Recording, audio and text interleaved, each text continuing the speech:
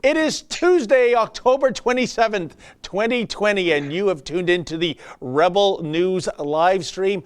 I'm David Menzies, and I'm joined by my lovely co-host, as always, on Tuesdays and Thursdays, Sheila, the she-devil gun Reed. It looks like we caught you a little unprepared there, Sheila. You weren't expecting that warning from our social media masters to appear. It was a little loud with the earbuds. Like, I don't know why I thought it would be quieter, because I know it's really loud and really obnoxious because that's how YouTube insists that it be. Yeah.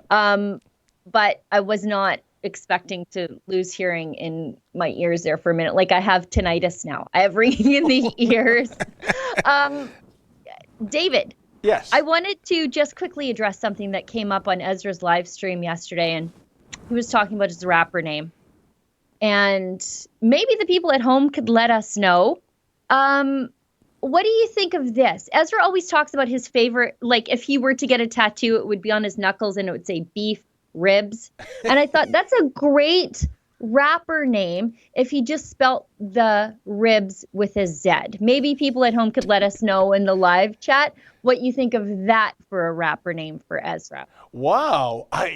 Well, first of all, I think we should mandate that Ezra, how do you describe it? Bust some rhymes? Is that what the homies say when it comes to making a song? And then based on his material and his style, then we can come up with a name for Ezra. But is Ezra seriously considering getting a tattoo? And I know you've got a few tattoos. I think you got a tattoo in Israel even when we were there. So is the big boss man going ahead with that?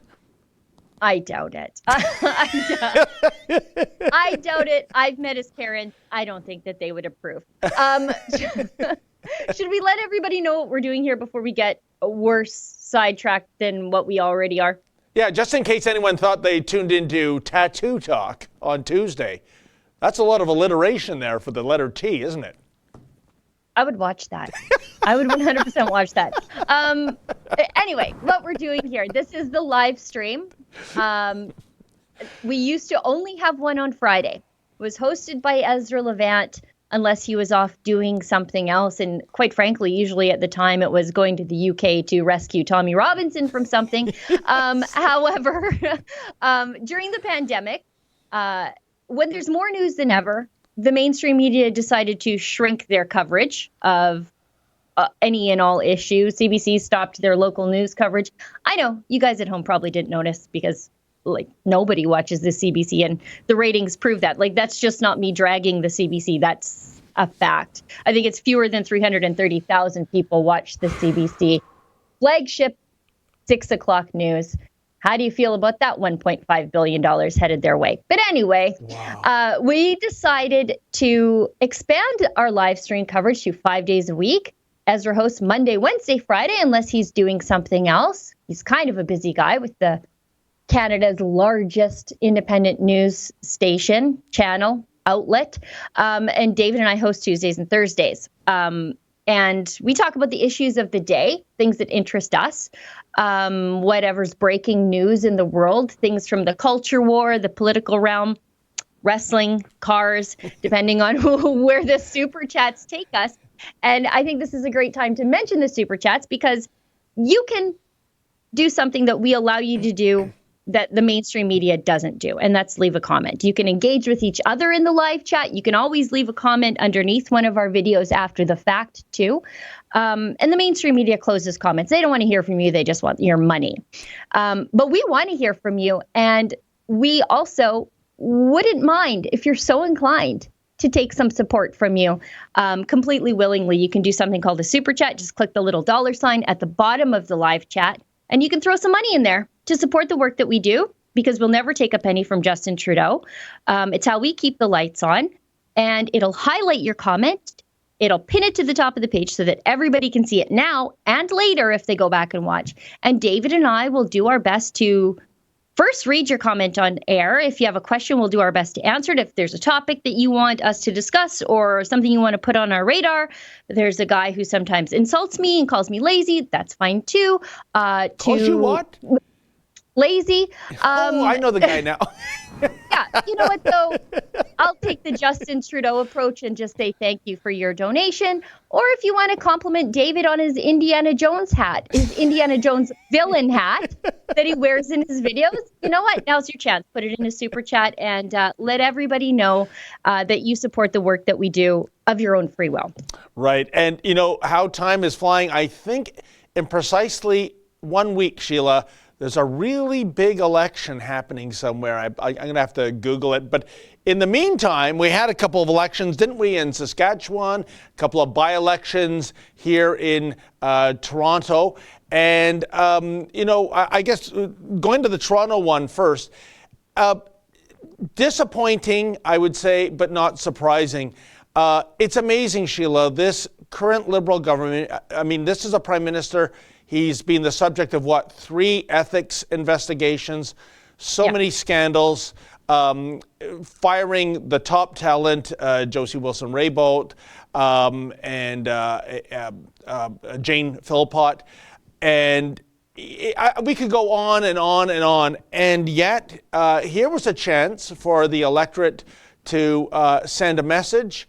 And, well, it's like the good housekeeping seal of approval. Carry on. It's okay. We like what you're doing. What was your take on what happened in Toronto? I wasn't surprised at all, Sheila. I was actually surprised that I think it was York Centre was as close as it was. Yes. I know the Conservatives worked really hard to get out the vote in that riding. Julius Tiangson, I think is how you say his name. The mainstream media and the Liberals threw like every sort of allegation you could at him. I think they accuse him of racism. Correct. You can see that that's a pretty ethnic sounding last name, by the way. But they accused him of being, I guess, as the story goes, a bit of a white supremacist. I don't know, because his conservative politics or whatever. But in the other riding in Toronto Centre, with Marcy Yen, they keep telling me that there is no media party.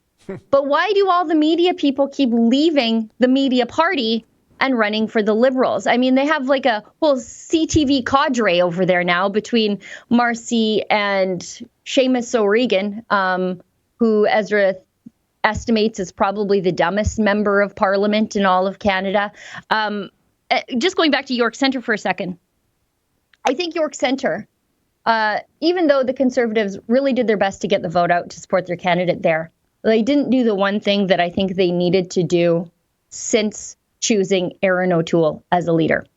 And that was reach out to those PPC people and tell them that there is room for you in a new Conservative Party, that we need to, you know, we are a freedom party or a freedom-oriented party. Things are different.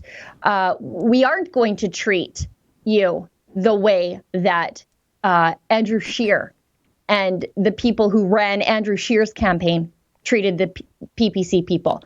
None of that happened. None of that PPC outreach happened. None of that ecumenism happened whatsoever.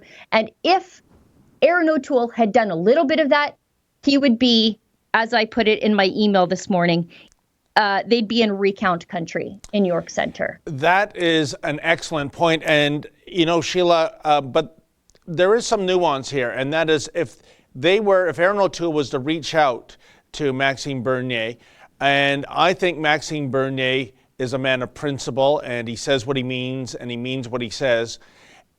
If Maxime Bernier were to say to him, well, there's just one problem with us sitting around the campfire singing Kumbaya and let bygones be bygones, and that is when you come out and support the Paris climate change accords, that is something I vilify, and rightly so. And so I want to know more about who Erin O'Toole is. I think he came out of the gate great once he was named leader. And then with that one reach out, Sheila, obviously two things there, taking Western voters for granted, like Conservatives are increasingly doing, oh, that's in the bag, no worry about that, and then doing the bending the knee to the media party and the Liberals, which are never going to vote. They're never going to go Conservative.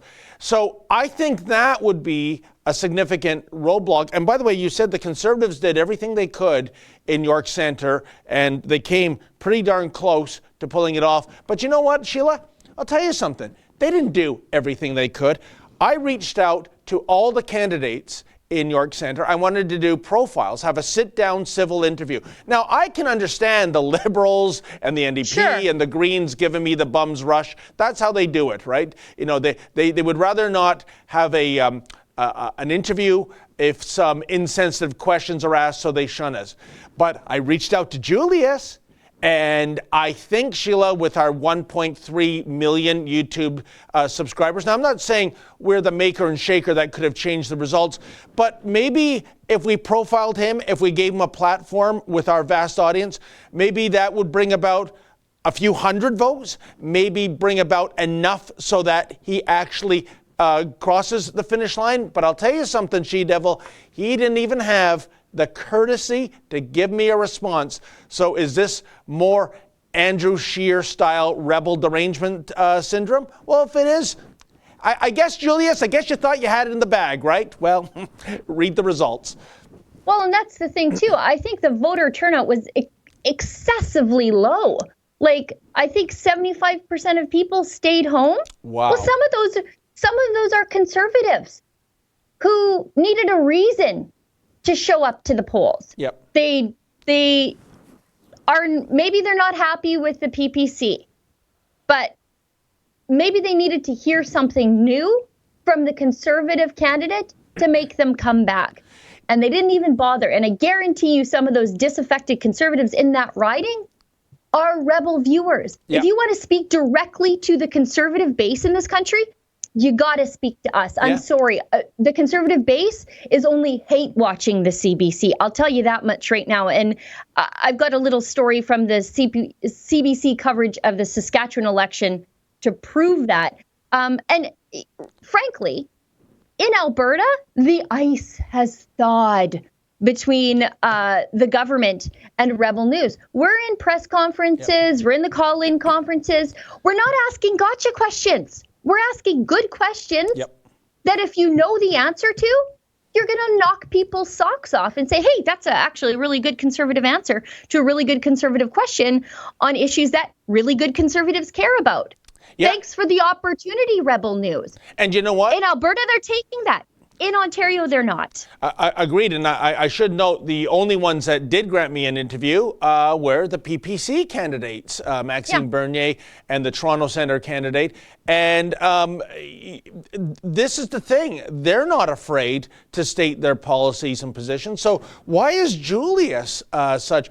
This was an incredibly close election. And like I said, the publicity he would receive on our station, Sheila, it could only help him. I mean, we would ask him tough questions 100%, but he's a politician. Should be able to handle those tough questions. We're kind of like the umpire behind home plate. We're not a homer, right? But like I said, not even the courtesy of a response. And that is brutal. I don't know how many times this Conservative Party has to go to the school of hard knocks and not pick up a lesson or two when it comes to getting their message out. Another thing, as you rightfully mentioned, Sheila, that abysmally low turnout, shame on everybody in those ridings that did not cast a ballot. And don't give me this crapola of, oh, there's nobody worth voting for, or, oh, it's always going to go, this party's way or that party's way. If you really feel that way, and I think I've done this twice, definitely once, go to the polling booth and tell the scrutineer that you are declining your ballot, right? And they fill out some paperwork. Sometimes they say, oh, could you just spoil your ballot so we don't have to deal? No. I don't want people to think I'm a moron that doesn't know how to put an X in a circle. I want to decline my ballot, because that's another thing, Sheila. Imagine if all the people who didn't vote, who feel that way, came there, and all those thousands of ballots, declined ballots, that would be the actual winner. None of you are good enough. It's none of the above. I hate this laziness, that, especially when you think of it too, Sheila, during the pandemic, I would assume people, there's a big percentage of people who are laid off, who are, no fault of their own. what else did you have to do with your time? Watch another episode of Keeping Up with the Kardashians, for goodness sake. So, I mean, this is where I'm coming from. I hate to see those kind of numbers, Sheila. Well, I mean, it doesn't help, though, when you have candidates who are not giving you something to vote for. Yep. What are we getting right now? We got Aaron O'Toole, who was great out of the gate, who has spoken to us. But why aren't his candidates? Why aren't his candidates doing? You're not, I don't know. There's nobody there. Like, nobody's lighting a fire. They need more Poilievs and less Scheers in that party. Oh, so true. And now I alluded to the Saskatchewan election, which it was funny because I was reading, I think it was the Star Phoenix yesterday, the Saskatchewan newspaper, and they said something like race tightening in Saskatchewan. And I'm like, tightening? I'm looking at the numbers here, and the Saskatchewan party was approaching 60% of the vote share, and that was yesterday, like projections. But Scott Moe's Saskatchewan party pulled down 50 seats, leaving the NDs with just 11, and those are largely rural government riding places. Everybody else was decimated. But the real story here is the Buffalo Party. Right. The Buffalo Party, they only ran 17 candidates because they just formed 3 months ago, and then the election dropped. Now, it looks like they finished low, but they finished third in the popular vote. But here's the thing. They finished they finished second in 4 ridings. In Cannington, they came in second with 16%. In Cypress Hills, they came in with 20%. In Estevan, they got 26%. They have no money. They ran only 17 candidates out of 61. In Kindersley, they came in second with 15. They're not a fringe party anymore. And I know there are a lot more people who likely would have voted for them if they weren't concerned about a vote split happening and the NDP running up the middle. So that's the real story here. Yeah, I mean, I think you speculated earlier, Sheila, that this Buffalo Party might get into the range of potentially being the official opposition in another election or two. We'll see. But tell us, Sheila, for those not savvy to the nuances of Saskatchewan politics, who are the Buffaloes? What do they stand for? What are they all about? So the Buffalo Party is the separatist party. So they are a conservative party.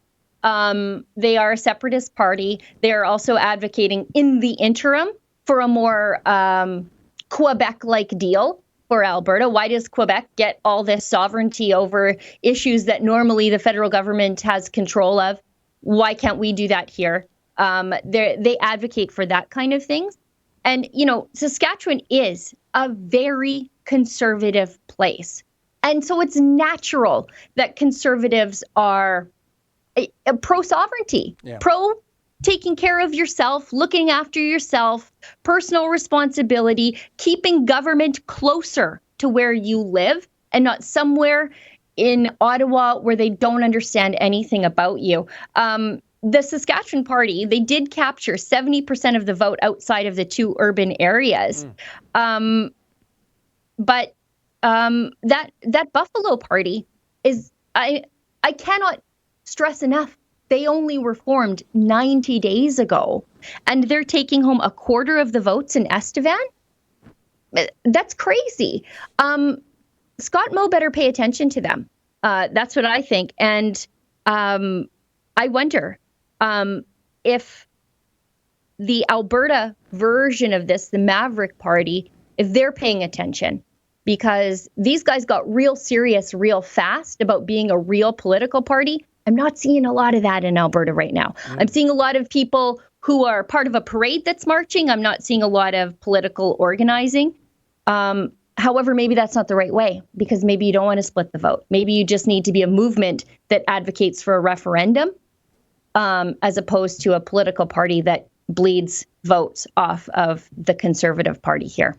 Of course, always the danger, Sheila, with these kind of parties is that it does indeed split the vote, and then you have something like, what happened in Alberta with Rachel Notley and the NDP coming into power, right? So that's the jeopardy of these kind of movements. I don't know what the answer is, because I can understand 100% when the people of Saskatchewan, the people of Alberta say, screw this, we're tired of having our Ottawa gatekeepers treat us like infants and make decisions that are detrimental to our own economy and our own people. We could do way better negotiating with the United States as a separate, independent nation.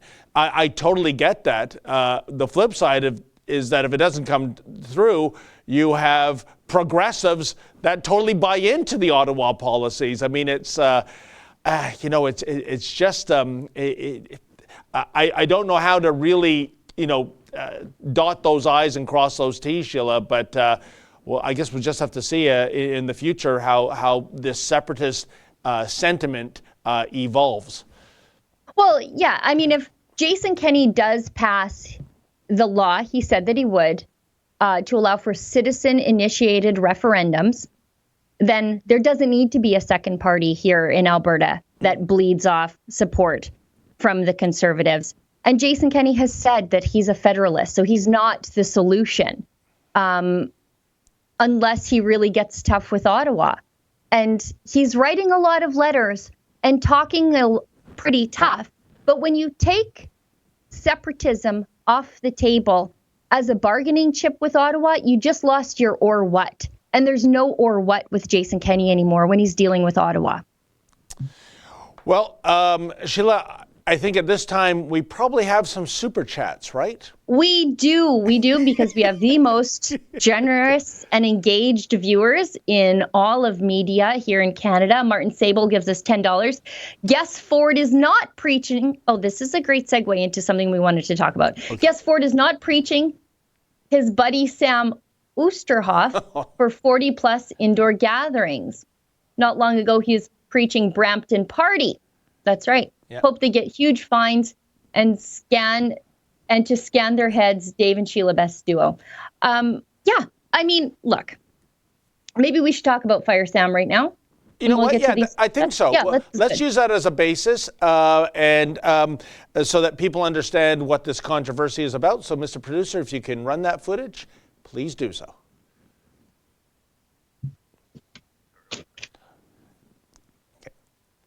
By the way, Mr. Producer has a beautiful haircut, folks. Maybe he'll come on camera. And, it's telling me the video's right. Please sign my new petition to fire Ontario's littlest politician. I'm talking about the childish Sam Oosterhoff, the MPP from Niagara West. Go to firesam.ca to sign it, and here's why. Sam Oosterhoff is one of Doug Ford's worst bullies, supporting the punishing and erratic lockdown of Ontario businesses, forcing families into unemployment or underemployment, banning businesses from operating, slapping face masks on people with no scientific basis. Just a total abuser. Anyone who defies him gets massive fines or other charges. And yet look at this. Would you look at that? That's him. No mask, no social distancing, surrounded by dozens of people. What a little weasel. Sam Oosterhoff demands that you and I wear masks, and that you and I can't go to church or synagogue, and that you or I can't operate businesses or even go to one, and we can't go to restaurants or gyms. This little weasel who's happy to enforce the law against us, he doesn't wear a mask or social distance himself. He's above us. This foolish child thinks it's all a game. Go to firesam.ca. This spoiled brat wants you to know the rules don't even apply to him. He actually posted this photo to his Facebook page just to rub it in. He's part of the ruling class, and you're not. This little weasel never worked a day in his life. He never ran a business. He never had to make payroll. This little thug shuts you down.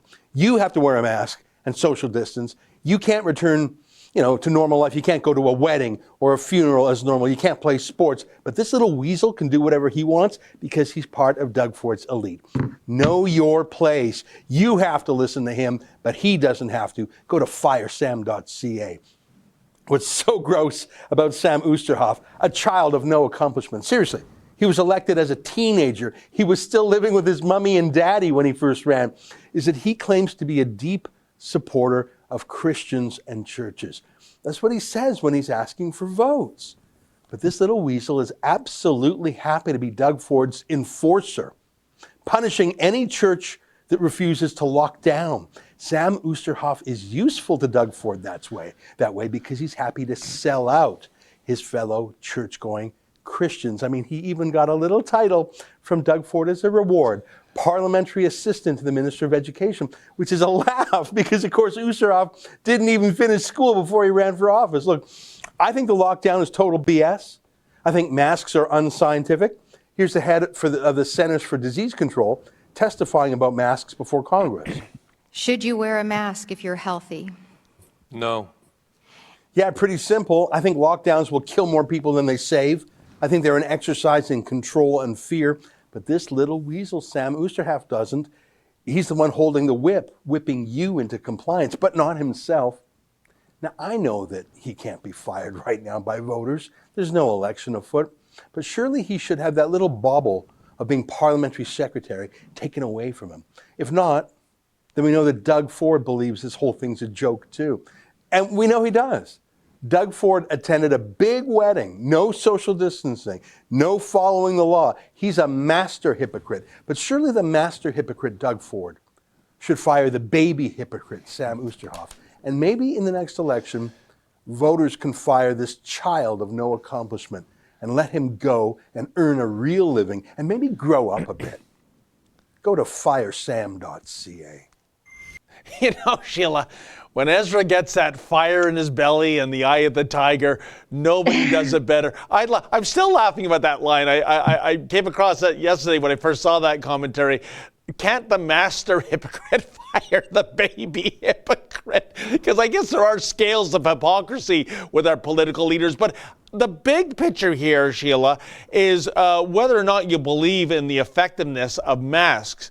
The whole idea is that when we are being told to mask up, and there will be fines, there will be blood if you do not.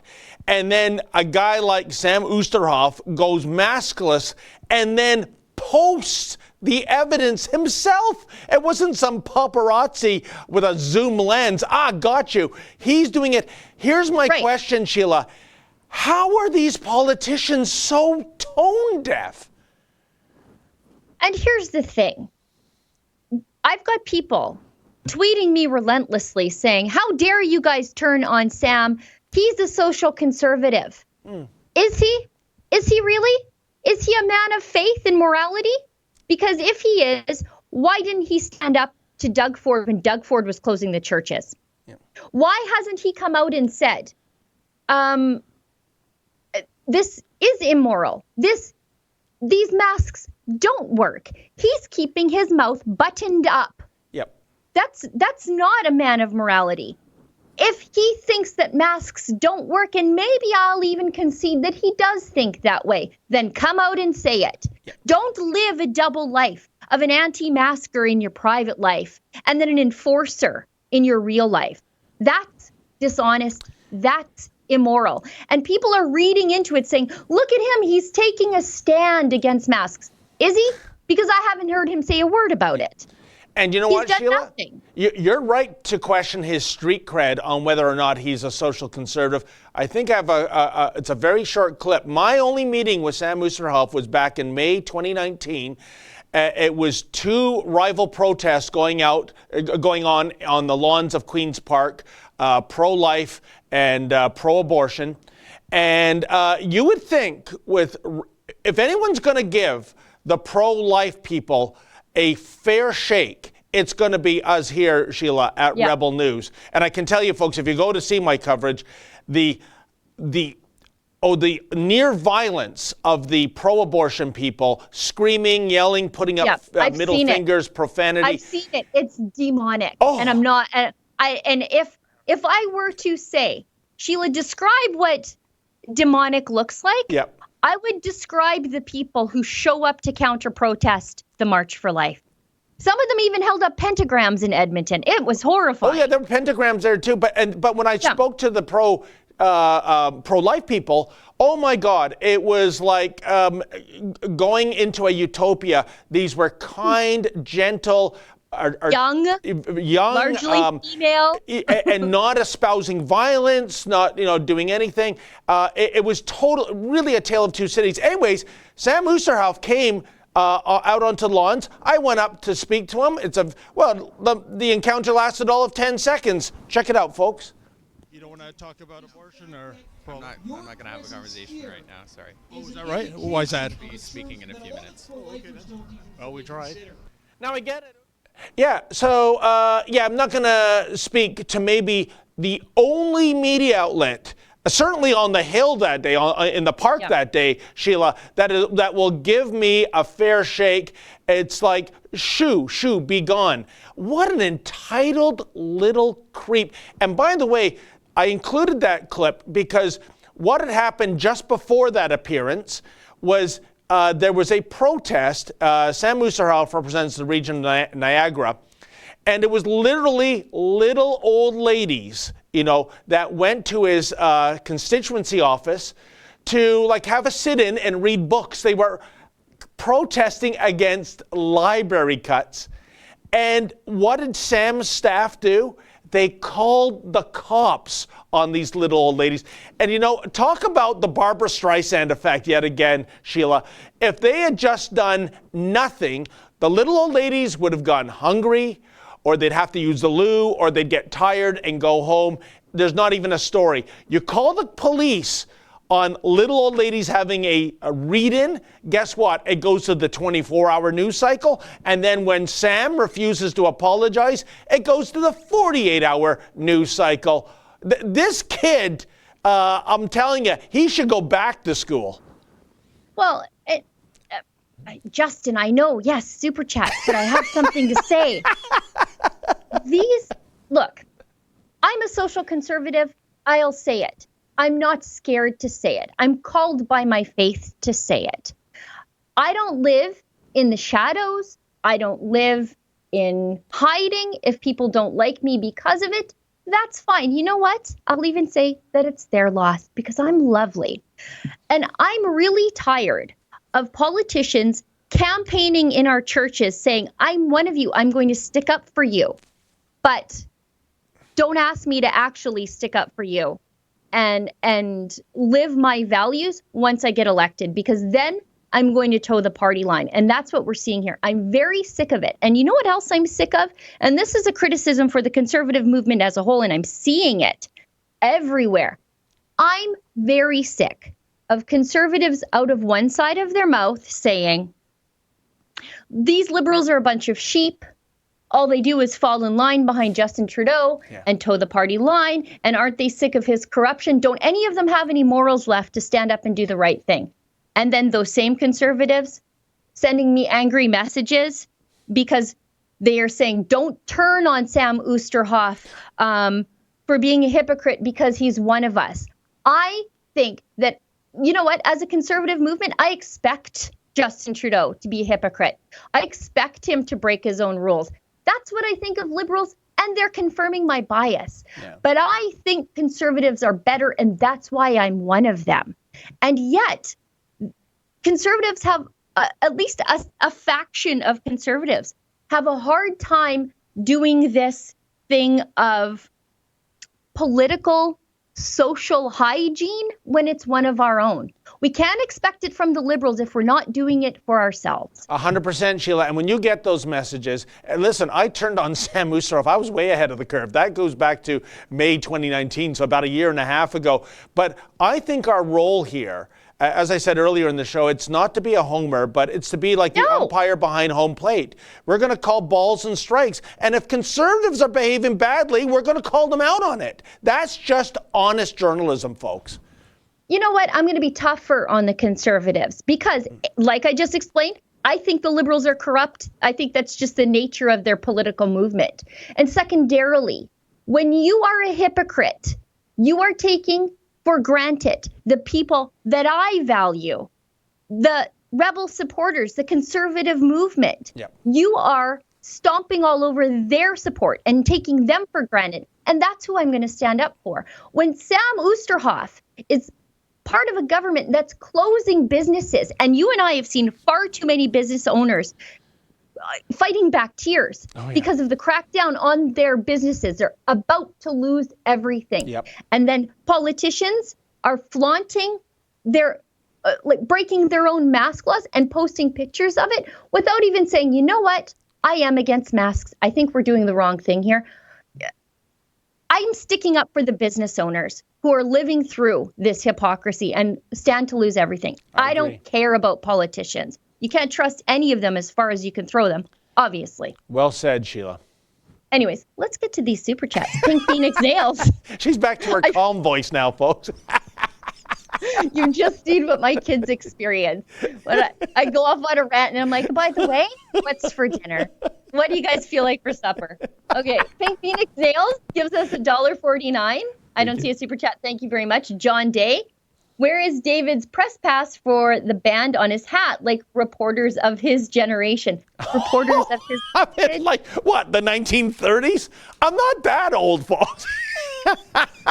We should get one, though. Stick it on the side.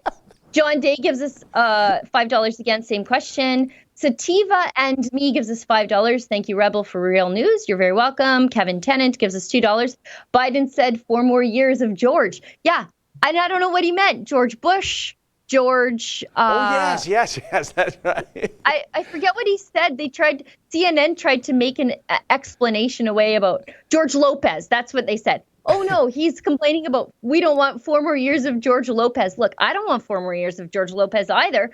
But that's definitely not what Biden was talking about. Why would he be talking about George Lopez? Maybe it was George of the Jungle. I'm sure Biden watches Nickelodeon on a constant basis.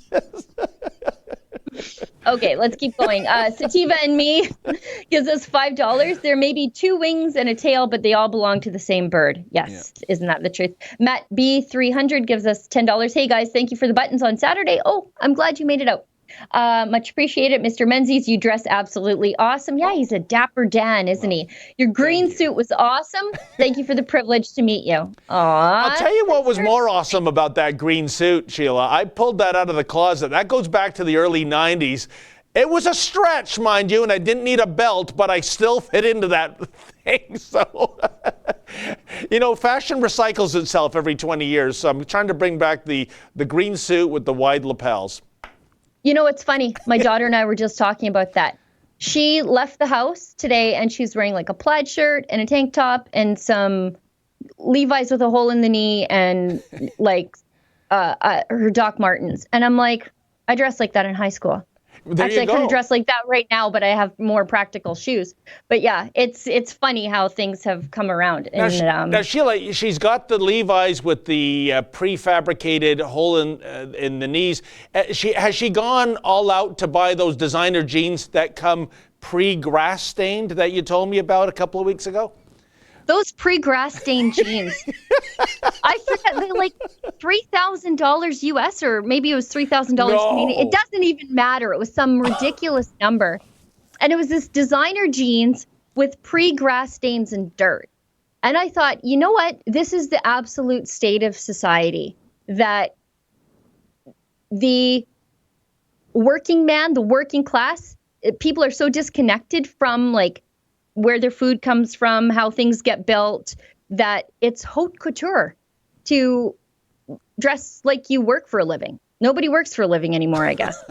Sheila, a very quick anecdote about that. I came across this kind of phenomenon it was almost 20 years ago. I was at Canada's Wonderland. It was like the last weekend of the season. So all their souvenir shops, it was like 60 or 70% off. So in other words, because of amusement park markups, it was like a regular price they were charging for their merchandise. And I went up to, it was a rack with, it was Superman and Batman t-shirts. And Of course you did. Of course you did. Of course I did. I go, hey, that's a pretty good deal. I think I'll take one. But of course, not the one I was looking at, because the logo was kind of, was mushed up and it was faded. I go, obviously this had fallen on the floor and somebody had walked on it. So I go to the next one. Same deal. Go to they're all like wrecked, basically, at least in my eyes. And I called over the clerk and I said, what's with all these t-shirts? I want to buy one, but they're all kind of ruined. And she said, oh, no, they're not ruined, sir. Here were her words, Sheila. They're pre-distressed, right? They come that way. They come in that it looks like you've had it for 12 years, right? And I said, well, no thanks. I'll distress my clothes by myself quite nicely, thank you. The first time I really realized that society, there's a huge segment of society that looks at the working class like we're zoo animals, but also wants to be like us. And I say working class as though I'm blue collar, but I'm probably brown collar. Like I aspire to be blue collar. I was in Bonn, Germany at the climate change conference, and we'd worked all day. We went for dinner, and then we were walking back to our Airbnb, and we went past the Carhartt store. And I'm like, they have an actual like full store that's a Carhartt store? I'm like, but no, we call that Mark's Work Warehouse, or Mark's now, or PV Mart back home. And it's fashionable. It's fashion to wear workwear, like clothes designed for work, as street style in Germany and Europe. To the point where I couldn't believe the markup on the clothes there. And Carhartt, I think, kind of is expensive. I'm more of a work king girl myself. And it was like twice what we're charging back home in North America, because it's a fashion markup there to wear these clothes that the North American working class wears here. It's very bizarre. Very bizarre. That is incredible. We should get to these super chats, though, because we got 20 minutes left in the show. What? And lots of things to talk about. Not anymore. No. Oh, no. Bill Howie gives us $5. Do you think O'Toole kept Lewis from running in York because he's afraid of her gaining influence in the party and taking the attention away from him? No, I don't think so. I think she'll run, I think, in a place where she knows she can win. And because I think he wants her in the party. She brings fresh ideas to the party, fresh people to the party, and she really appeals to Western sensibilities. And by the way, I should say, I think maybe one of the losers, too, in the Conservative Party for not running was the previous candidate in York Centre, Sheila, Rachel Wilson. I went to see an all-candidates debate last year. The incumbent MP was Michael Levitt, who's now left. That's why they had to have the by-election. I was very, very impressed with Rachel Wilson, even though, of course, after the debate, she snubbed me, but I'm not letting personal feelings get in the way of it. I thought she was a wonderful candidate. I thought she won the debate. That debate, by the way, was in a synagogue in which Michael Levitt and York Centre is a heavily Jewish riding, I should say. Yeah. Made mention of, often the BDS movement is anti-Israel, and the audience erupted. What do you mean often? Always. It is. That's the point. This is how milquetoast nebbish Michael Levitt is.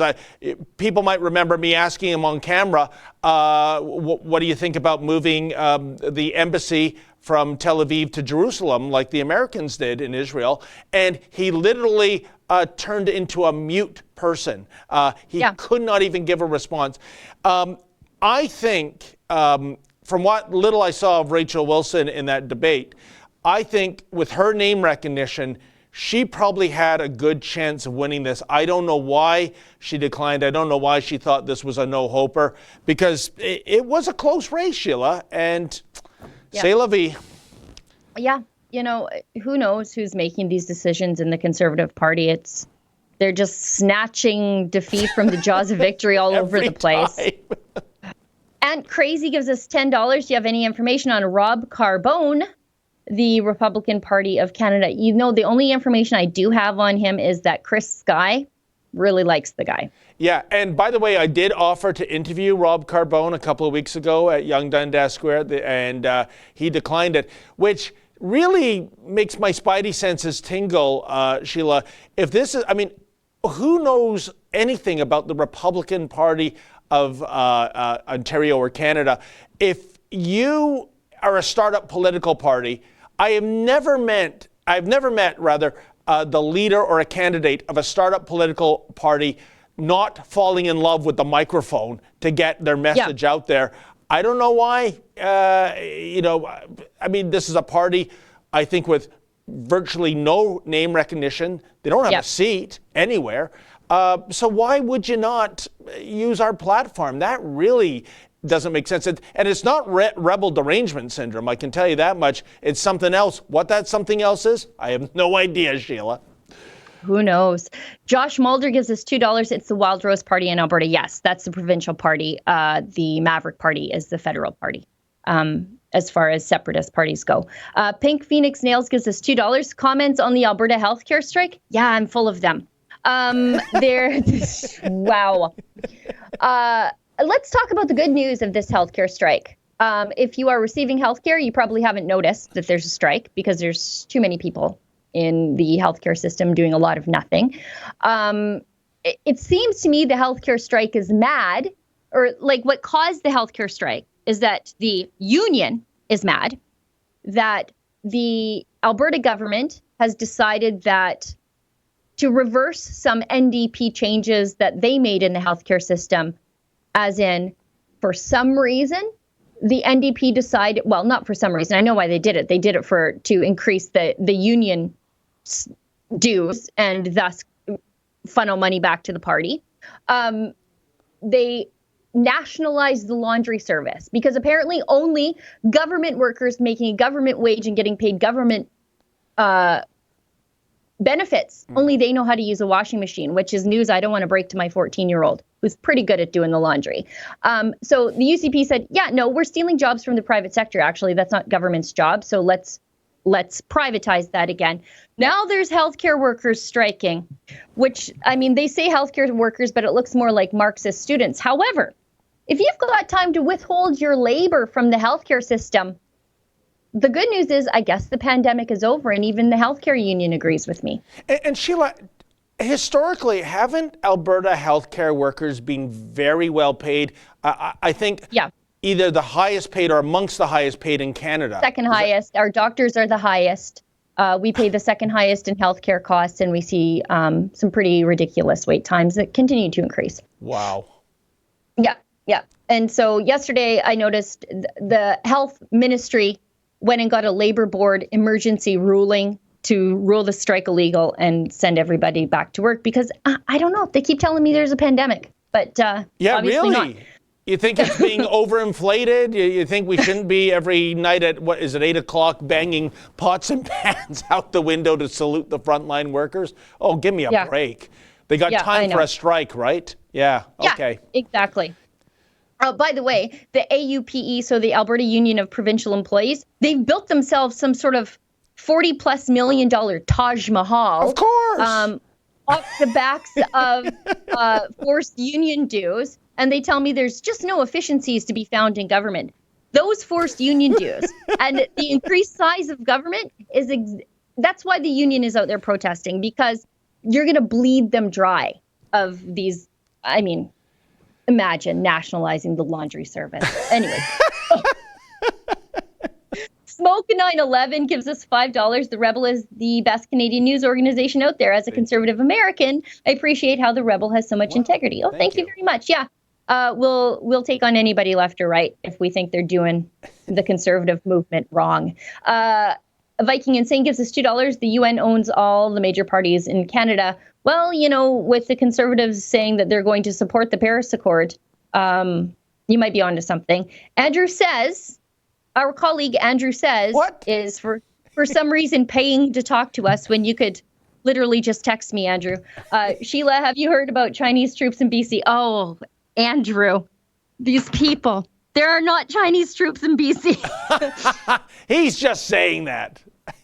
He's saying that because he is also CC'd on the tips line, so he knows the amount of emails we get about the Chinese troops in BC, and it's not Chinese troops, it's a cult, which is just as weird as Chinese troops in BC, but it's a cult who have been implicated in a murder, and if you are curious at home, friends, please go to thebreaker.com. They did an investigation into it. Please tell all your conspiracy-minded friends. I'm conspiracy-minded. I am. I get it. I understand. And it's really easy to believe that Justin Trudeau would let foreign troops organize on our soil. But however, it's not. It's just not. Please tell everybody you know that it's a cult, which is equally weird. A murderous cult, by the way, which is something we should be concerned about. But we seem to be worried that it's the Chinese troops. It's just not. I'll tell you, Sheila, Andrew says, super nice guy. Loads of talent, but he's a real instigator. He likes to, poke the bear, even when we're on air, if you will. And I'm going to tell you, after the show, I'm going to take him out to the woodshed. I'm going to give him so many rights. He's going to be begging me for a left. Let's keep going.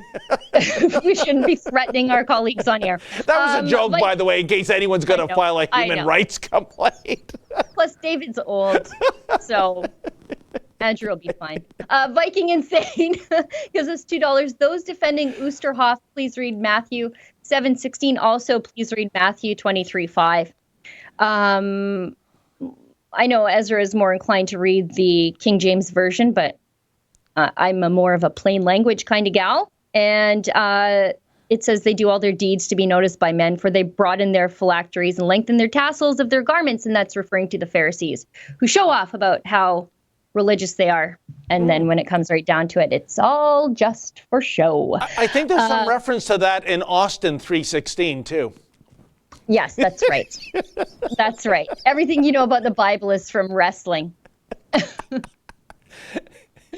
Martin Sable gives us $5. Beautiful yoga place David visited that Ford just sits and lets lose money, but liberal Doug lets his LCBO open. No. Doug should do yoga instead of cheesecakes. Yeah. By the way, I know that we have some super chats left, but maybe this is a good way to segue into, I think we have a clip of the Caledonia story that, okay, Andrew or Justin's keying that up. But there's an ongoing standoff, I guess, for a better part of a decade now in Caledonia. And there's extreme lawlessness there. And I wonder if Doug Ford would just pretend that the protesters and maniacs there, if he would just pretend that they were a yoga studio or a church and drop the hammer on them. Yeah, like the church that got its school bus stolen. And in an act of absolute vindictiveness, Sheila, one of the native protesters, I guess you could say, mostly peaceful protester, they took an excavator and smashed the roof in so that the bus is now a write-off, and it just sits there on Argyle Road as part of the roadblock. So, yeah, I'm curious too. Doug Ford, are you going to do something about Caledonia? Because it is in your power to do something. Or are you going to be like Premier Dalton McGuinty, the architect and author of the carnage and anarchy that happened in Caledonia dating back to 2006, all because of a two-tier justice system and identity politics? That's what I want to know. Well, that is the challenge for Doug Ford. And it's not good enough, Sheila, for Doug Ford to get in front of a podium and have a press conference and say, this is unacceptable. Of course it's unacceptable. This is what John Tory does when parks get taken over by radicals. This is unacceptable. Yeah, do something about it. Anyways, I think Mr. Producer is going to run the cold open. Just a clip, yeah. Do you respect the rule of law? Do the people here respect the rule of law? The people don't respect the rule of law. The police don't. The government doesn't. How can you ask us if we respect the law? And the bottom line is, every time an action happens, a reaction happens, and the whole community suffers. It appears that the people on that side are very frustrated.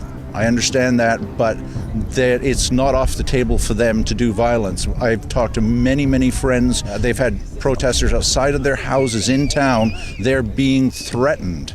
We had online threats from actual protesters here saying that people should come down and kill us, my son and I. We actually took turns at our house, and there was a time when a car did pull up, someone got out with a gas can, and if we hadn't have gotten up and scared them off, they probably would have set fire to our house. This is one of the unfortunate things, too, about living in Caledonia, and that is that the locals, who have very much to say when the cameras aren't rolling, tend to clam up when the cameras are on, and for good reason. There is a practice of doxing. There's a practice of late-night visits and drive-bys for those who dare speak a contrary opinion to the narrative that is being espoused there. And that is why, as you can see, for the most part, silence takes lease here. Sheila, 3 very quick points. One is that that brief clip of a car getting pelted with rocks, that wasn't just a car, that was a OPP police cruiser. Just because the narrative by the left and their weaselly allies in the left-wing media, like the Toronto Star, which dispatched its social justice reporter to cover that. Can you believe it? The Star hires somebody with the title social justice reporter. So you know how that story is going to go, folks. But contrary to the narrative, the OPP started this, the townspeople, no, it's the other way around, and there's the video evidence. Secondly, a lot of those people, I was told by one townsfolk, between a third and a half, they're not even from Caledonia, either the town or the reserve. They're bussed in from Toronto. They're BLM and Antifa paid protesters. And thirdly, the individual you saw speaking, that's Andrew Bradbury. I got a call from his son last night. They were getting death threats from people who say they know where they live, and they've called the police. The police, I understand the advice was, if you can leave your house and go somewhere safe, maybe you should consider doing that. I mean, can you believe this? Anyways, there is so much frustration and anger by the townspeople because they've been enduring this for almost 20 years, and yet they will talk to me off camera. They won't talk to me on camera. And you know what? I understand the fear, Sheila. I don't blame them. They get doxxed, and you risk having your house burned to the ground. And one last point. If anyone out there wants to understand the history of Caledonia in the last several years, please go out and get the late, great journalist book. That's Christy Blatchford. She wrote the book Helpless. You won't be able to sleep after reading it. It's all about a period in which law enforcement refused to deploy the rule of law and government refused to govern. Yeah, we're still there. Yeah. That was a Dalton McGuinty failure, and Doug Ford has not done anything different. I mean, imagine having to live in that community with that lawlessness. Oh. Your life is in danger every single day. Trucked in violent maniacs, stealing school buses, flipping them over on the road, smashing them with an excavator to ruin them. David, when does that video go live so that we can direct everybody to it? 2 p.m. Eastern Standard Time, folks. And that was from my visit to Caledonia on Sunday, where the threat was on social media that mob was going to breach the police barricade, and they were going to march right down Argyle Street, that's downtown Caledonia, to the bridge. And basically people were saying online, we're going to do whatever we want. We're going to take what we want. We're going to smash what we want. We're going to burn what we want. Thankfully, Sheila, for a change, it was all bark and no bite. Yeah. And, you know, there's a history there of the police arresting the locals for waving the Canadian flag. Correct. Yeah. So that's who the police will crack down on. Yes, Justin, I know. Super chat. Okay. Margaret Granny McKay gives us $5 and says, who's running this? But when I click open the link, it just takes me to the Wayback Machine and not a link on the Wayback Machine. Maybe you intended something different, but if you're wondering, the Wayback Machine is a 501c3 nonprofit. It's just it's a charity that archives things on the internet. Yuda Bursey gives us $3.99. Below is a description of the emoji she sent. Okay, thank you. A pear character with lovey-dovey eyes, blowing red hearts in the arrow. Thank you very much. DJ4634 gives us $20. Thank you very much. Imagine a dystopian future where the government won't let you work, forces you to go bankrupt, starves your children, unless you're one of the 38% who now work directly or indirectly for the government and never miss a paycheck. Isn't that the truth? Stephen gives us $5. Has it not been confirmed that Lewis is taking over for Finlay as a Conservative Party nominee for Haldimand, Norfolk? Then she'll have Caledonia to deal with. I'm not sure about that. Wow. Matt B300, she might be the right lady for the job though. Matt B300 gives us $5 to be able to lobby and protest against things and be covered by the union. Maybe they should have to put in time like 5 years or so. Yankee also giving us $2 to talk to us instead. Again, just messaging me. You guys all have my phone number. Like the video too. Yes. Yankee. Yes, exactly. Everybody who's watching right now, there's approximately 1,200 of you. Do me a favor. Go over, no work at all. Click the little thumbs up button, because what that does is it gets our video higher up in the YouTube algorithm so more people can see the work that we do. It puts our channel in a better position in the YouTube algorithm, and it puts this video in a better position. So stop what you're doing right now and click that little thumbs up button. Thank you very much. Thank you, Yankee. And by the way, Sheila, very quickly, when you see the Caledonia video, folks, you will notice some flags. The Ontario Public Sector Employees Union and the Ontario Federation of Labour on the anarchist side. Yeah, your tax dollars at work, these grossly overpaid public sector employees, unionists, basically advocating anarchy and violence and vandalism and arson in Caledonia. Isn't that sweet to see your tax dollars at work? Well, and let's just keep in mind that because we don't have right to work legislation in this country, there's a vast majority of the union members who would never support this sort of anarchy and lawlessness, and yet their forced union dues go to support it, which is despicable. Yeah. Fraser McBurney gives us $5. If you live in Hamilton, celebrate Halloween with your kids. Plan to come to Bayfront Park this Saturday, 5 p.m. to 6 p.m. for some trick-or-treating. I hope that everybody trick-or-treats and everybody gives out really great candy and has a super spooky Halloween, because I love Halloween and I hate the government. Well, Sheila, they want us to wear non-medical masks. That's Halloween. I'll put on my Skeletor mask again. What year is it, David, that you have a Skeletor mask? John Day gives us $5.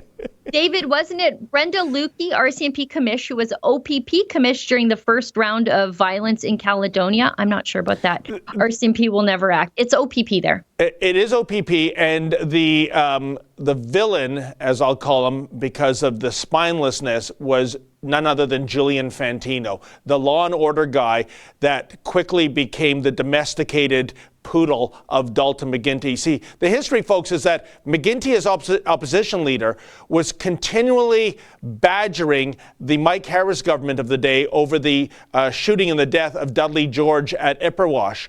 And when he became premier, he was terrified to enact the rule of law in case a native should get shot, in case he has another Dudley George on his hands. So by extension, the premier was telling the OPP, stand down, stand down, stand down, to the point that Sheila alluded to. They turned a blind eye to all kinds of criminality, including brutal violence, but an assault that severely damaged kidnapping, grand theft auto, arson, you name it. But at a peaceful rally by the townspeople, arrested and handcuffed people that were planting Canadian flags into a vacant lot because they were, quote, disturbing the peace. Can you imagine? It's hard to believe the things that are happening in Caledonia go on in Canada. Yep. It's the kind of thing that we would expect from some sort of failed state. It's like they have warlords there that are running the show. Yeah. And the police are completely castrated, for lack of a better term. We have got 2 super chats left, and we are 3 minutes past the hour. And we never got to the story about the CBC that I wanted to talk about and how they wanted bond with your children for some reason. We'll talk about, there's a teaser. We'll talk about that on Thursday. You got it. Hopefully everybody will come back here on Thursday, because I promise I'm going to talk about it. It's an exclusive story that we got in an Access to Information investigation. Oh, a Sheila Gunn Reid exclusive. We should have some sort of theme music. It's not me. It's one of our writers wrote it up. But it's great. It's one of those rare times I didn't do an access to information. It was somebody else. So it's still great. It's still worth talking about. Martin Sable gives us $5. Shocked that Justin Trudeau did not hop on a chopper to kneel with BLM in Caledonia to campaign. Isn't that the truth? He's on the wrong side of everything. And Roy Ellsworth gives us $5. Sheila, people complain about Trudeau and his corruption, yet they won't vote PPC. I'm not telling you how to vote, but I am telling you that if you think Justin Trudeau is a hypocrite, and if you think Patty Hajdu is a hypocrite, by the way, go to firepatty.com to see exactly why she's a hypocrite, then you've got to think Sam Oosterhoff is a hypocrite too. Martin, say, okay, we got that one. Matt B300 gives us $5. I think I may go trick or giving this year. I have no problem buying some candy and chips to give to the kids, and I will even dress up. Well, that's nice. By the way, like that. How's this for a conspiracy theory, Sheila? Why is it that all the merchandise and all the candy and all the treats were in store shelves more than 6 weeks ago, and only on the cusp of Halloween do the government officials say, you know what? I think we should call it off, right? Did I get a refund of my Skeletor mask that I bought at Shoppers Drug Mart the other day? So you know what? As long as the big box stores survive, right? We got to make sure Walmart stays open, Amazon stays open. Yeah. That's the government way. That's right. And what do you call that? I think bait and switch. Well, I see Mr. Producer doing this. That means either wrap it up or I'm crazy, or both. So, folks, thank you so much for your generosity. We will see you back here on Thursday, and tomorrow the big boss man himself, Ezra Levant, will be here. In the meantime, stay sane.